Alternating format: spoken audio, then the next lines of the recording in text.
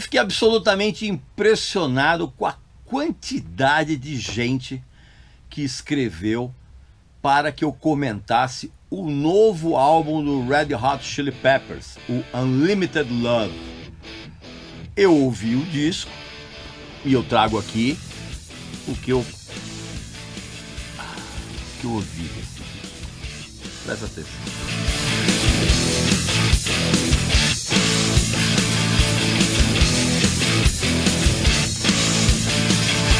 Meu amigo e minha amiga, eu tenho uma mensagem para você. Para você que sabe o que quer da vida, você que tem personalidade, que leva a música muito a sério e também todos os outros aspectos, né, da sua vida, e que vai ficar longe de carnaval agora, em abril, e longe também de qualquer folia bobalhona. Eu sei que você vai ficar cercado da sua família, dos seus amigos e de boa música. E tem também uma ótima notícia para você, que quer brindar a tudo isso. A Cachaça Única continua agora em abril com 25% de desconto. Pois é, basta que você clique aqui no link abaixo, preencha o cupom de desconto com Regis Tadeu Indica e você vai poder brindar com a sua família e com seus amigos e com uma trilha sonora maravilhosa com a melhor bebida que eu já experimentei nos últimos anos. A ponto de eu ter trocado o meu tradicional bourbon pela Cachaça Única, que você sabe que é um néctar dos deuses, é uma bebida envelhecida em 4 barris diferentes, inclusive um deles é aquele Carvalho do Tennessee. Pois é, que é o mesmo que faz parte do processo do bourbon. São 4 barris de madeiras diferentes. E isso, evidentemente, resulta numa bebida sensacional. Então, não perca essa oportunidade agora, em abril, de brindar junto com a sua família e os seus amigos e com ótima música, a distância que você vai ter dessas folias bobalhonas aí de carnaval, essas bobagens, tá ok? Agora a gente pode continuar com o nosso papo. Meu amigo e minha amiga, eu fiquei realmente... logicamente que eu iria falar a respeito do disco, mas muita gente se antecipou e escreveu em comentários de quase todos os meus vídeos aqui no meu canal, pedindo para eu falar a respeito do novo álbum do Red Hot Chili Peppers, o Unlimited Love. Claro que antes de eu soltar aqui a minha opinião a respeito desse disco, você vai fazer a sua inscrição aqui no canal, vai visitar a nossa loja, que tem os produtos muito legais, como essa camiseta aqui dessa banda incrível. Você já sabe muito bem, essa aqui, novíssima camiseta. Bom, logo de cara, é preciso dizer que esse novíssimo álbum, ele mostra, né, que a banda sabia muito bem que precisava apagar a má impressão deixada pelos discos horrorosos que os caras vinham gravando com aquele guitarrista péssimo, inclusive, que é o Josh Klinghoffer.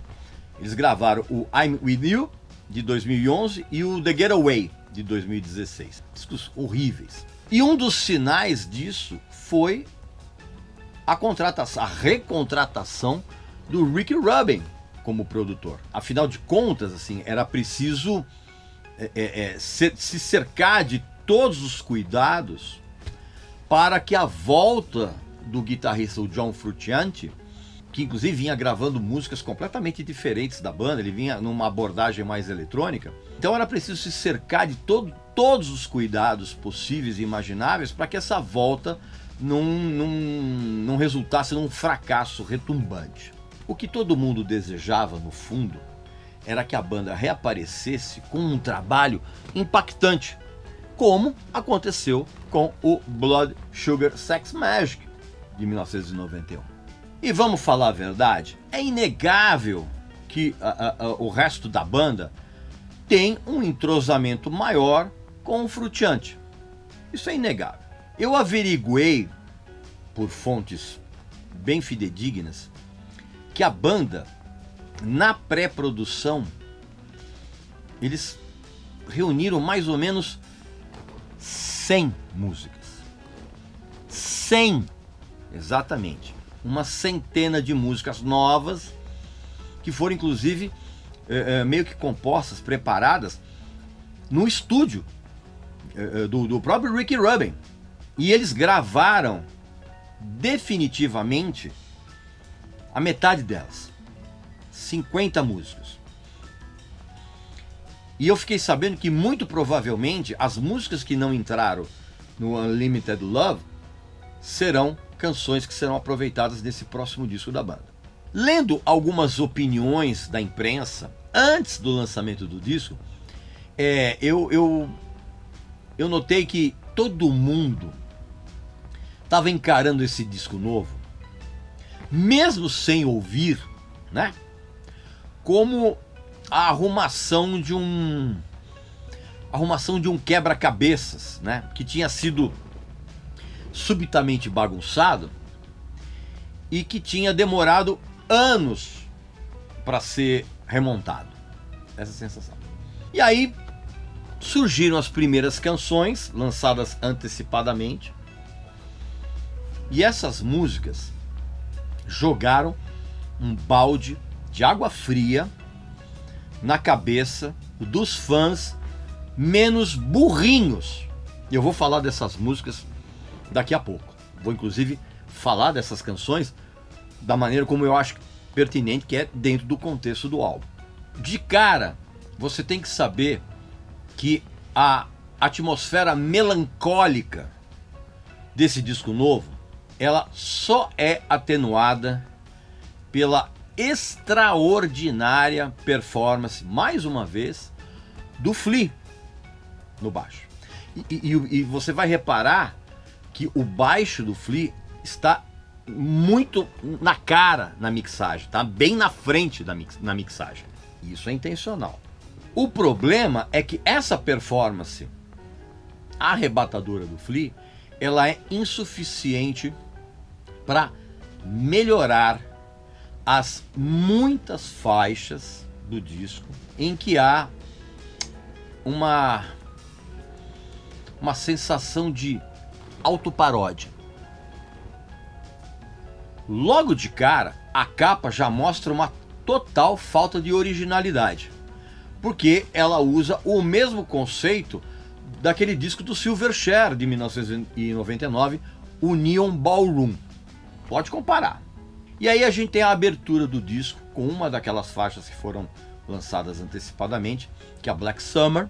E essa abertura, ela não poderia ser mais broxante, porque Black Summer é aquele velho chororô insuportável que o Red Hot Chili Peppers vem fazendo nos últimos álbuns, que é um negócio muito, muito chato.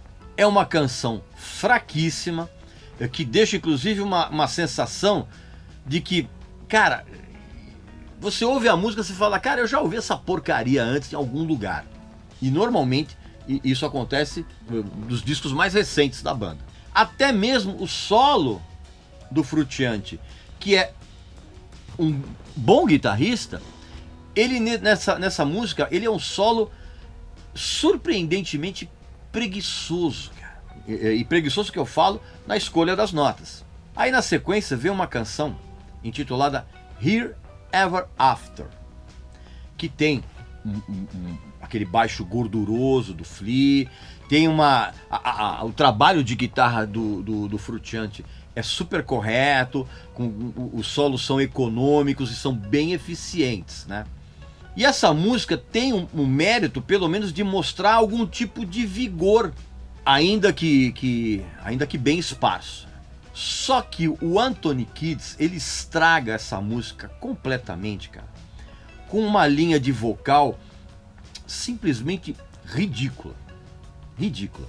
A impressão que eu tive é que parece aquela voz guia provisória que os vocalistas cantam qualquer nota no estúdio para guiar os outros instrumentos, e aí depois ele coloca o vocal definitivo.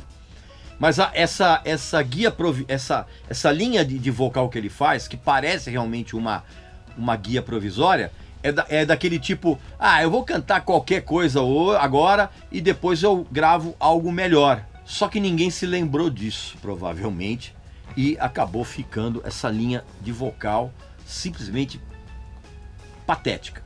Depois aparece uma música mais legal, que é Aquatic Mouth Dance, que traz um swing matador do Flea no baixo e junto com a bateria do Chad Smith. E tem um refrão bem legal, que inclusive realça o alto astral da canção. Essa música ela tem uma sacada muito legal, assim, porque esse alto astral, ele combate exatamente aquela choradeira insuportável na qual o Red Hot Chili Peppers se transformou. E tem uma ótima sacada, cara. Tem um naipe de sopros com sax, trompete e trombone muito bem colocado dentro do arranjo. Sendo que um dos trompetes é tocado pelo próprio Flea, que é um amante do jazz incondicional, assim. E é uma música bem legal. É a música que eu mais gostei do álbum inteiro, que tem 17 faixas. E é uma pena que parte dessa mesma fórmula dessa canção não funciona em Poster Child. Principalmente mais uma vez, pela péssima escolha do Anthony Kiedis na linha de vocal. Inclusive tem trechos com excessos de palavras, entupindo assim uma melodia ridícula que ele usa. E fora de brincadeira, que essa canção tem um refrão que ele seria rejeitado até mesmo para um disco do tenebroso Maroon 5. E isso se repete uma outra música igualmente fraquíssima, chamada What You Thinking, que tem um solo de guitarra meio porra louca, que é até interessante, mas a música é fraquíssima. Outra canção chamada Not The One, que inclusive traz o Flea tocando piano, retoma aquela choradeira patética, é uma baladinha medíocre e arranjada com todos assim, os mais surrados clichês que você pode imaginar em termos de melodia.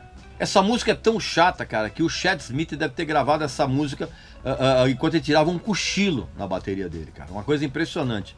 É uma música tão ruim, mas tão ruim, que faz o Coldplay soar como o Pink Floyd no auge. Aliás, foi exatamente o Pink Floyd a referência usada no solo de guitarra em termos de timbre. Mas assim, pena que isso não acompanhou a total falta de criatividade mínima nesse solo. Você ouve o solo, a impressão que dá é que você está ouvindo umas gaivotas em alto mar tentando encontrar uma ilha para pousar e dar uma descansada, sabe? Negócio horroroso. Tem duas canções desse disco que são outros chororôs medonhos, que nem mesmo as variações de dinâmica. Quais são essas canções? The Great Apes e These Are The Ways. Essas duas músicas, nem mesmo as variações de dinâmicas e o baixo sinuoso do Flea, mais uma vez eu digo, colocado bem na frente da mixagem, e o interessante solo do Frutiante, levemente anárquico, na The Great Apes, consegue salvar a canção, tá? E é um exemplo, essa música na verdade ela é um exemplo de como um bom refrão ele pode ser desperdiçado em uma canção assim mal ajambrada, vamos dizer assim. Já a These Are The Ways, ela vai, como é que eu vou dizer? Ela vai até para uma área sonora mais intensa em certas partes. Inclusive tem alguns trechos, cara, que são claramente influenciados pelo The Who e pelo Rush. Ouça essa música com atenção e você vai entender o que eu tô falando. Mas essas partes, elas são enxertos colocados ali de uma maneira muito artificial. Outras duas músicas desse disco, que é White Braids and Pillow Share e Verônica, são simplesmente pavorosas. pavorosa em todos os aspectos possíveis e imagináveis de arranjos, melodias, interpretação do Anthony Kiedis, um negócio horroroso, cara. Aliás, o Anthony Kiedis, ele canta essas duas canções, cara, como se ele tivesse sido sorteado num bingo, e bingo de igreja, e como prêmio ele recebeu uma girafa de pelúcia mofada, sabe, uma falta de ânimo absurda.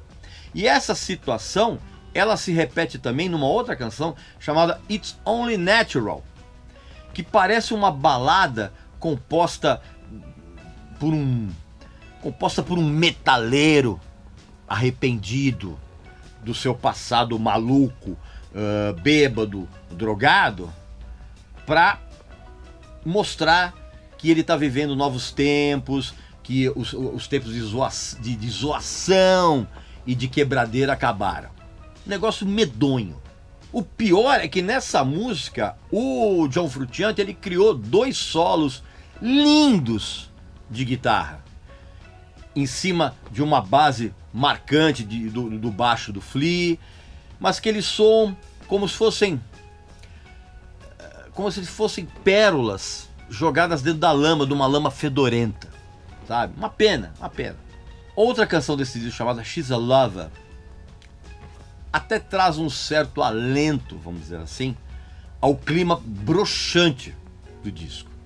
Porque ela é uma canção que lembra muito os poucos momentos de calmaria que havia naquela baderna sonora de um dos meus discos favoritos, que é o Mother's Milk, né, por exemplo. Gravado numa época em que a banda inteira enchia a cara, adorava fumar uns bauretes, né? E usar umas outras substanciazinhas.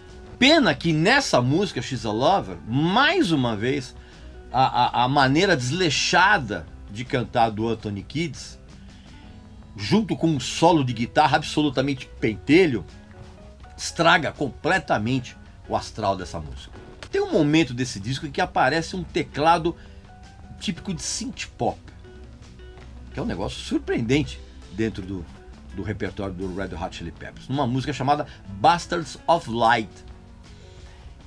E esse teclado, ele de uma certa forma, ele faz com que a banda se reconecte a um passado. Um passado estabeleça uma ligação com uma época em que boas ideias resultavam em canções legais. Que é exatamente o que não acontece nesse novo álbum. E principalmente nessa música. Porque tem um trecho dela que é novamente mais energético, vamos dizer assim, que inclusive esse era o tema que deveria ser o mote inteiro dessa canção. Só que esse trecho, ele surge do nada, sabe? Sem qualquer nexo dentro da canção. Só para criar uma dinâmica diferente no meio da mediocridade geral dessa composição. O negócio está enxertado ali de uma maneira muito artificial. Uma outra pequena melhora nesse festival de músicas ruins que eu ouvi no disco surge quase no final do disco, com uma faixa bem legal chamada One Way Traffic, que é conduzida inclusive por uma guitarra muito esperta, né, em termos de swing. Tem uma linha de baixo sensacional do Flea, né? Inclusive na porção final dessa música tem um solo dele. E evidentemente que essa música tem uma levada de bateria absolutamente segura do Chad Smith, que toca inclusive com um vigor que ele praticamente não usou no restante do disco. Tudo bem que também surge do nada umas variações de dinâmicas, que parecem inclusive ter sido enxertadas na canção a partir de alguma outra canção que não foi aproveitado. Eu fiquei com a sensação de que essas variações dinâmicas são ideias que foram reaproveitadas de alguma música que não entrou nesse disco. E aí tem uma outra canção chamada Let 'Em Cry, que tem mais uma vez aquele baixo insinuante, sensacional do Flea logo na abertura da música. Só que, mais uma vez, esse é um dos elementos completamente desperdiçados no álbum, a serviço de canções incrivelmente medíocres, sendo que o mesmo vale, nessa música especificamente, cara, para as conduções de guitarra e bateria. Nem mesmo um trompete tocado nessa música com enorme sensibilidade por parte do Flea, e também tem um solo de guitarra muito legal do Frutiante. Esses dois elementos, eles fazem com que essa música, Let Them Cry, ela relembre os tempos em que a banda era produzida pelo George Clinton. Presta atenção nessa música, Let Them Cry, como ela tem uma conexão bem sutil com uma canção desse disco aqui, ó, do Freakstyler, que foi produzido evidentemente pelo George Clinton. Presta atenção como Let Them Cry é uma espécie de prima de uma canção aqui chamada If You Want Me To Stay. Você vai comparar, você vai entender o que eu tô falando.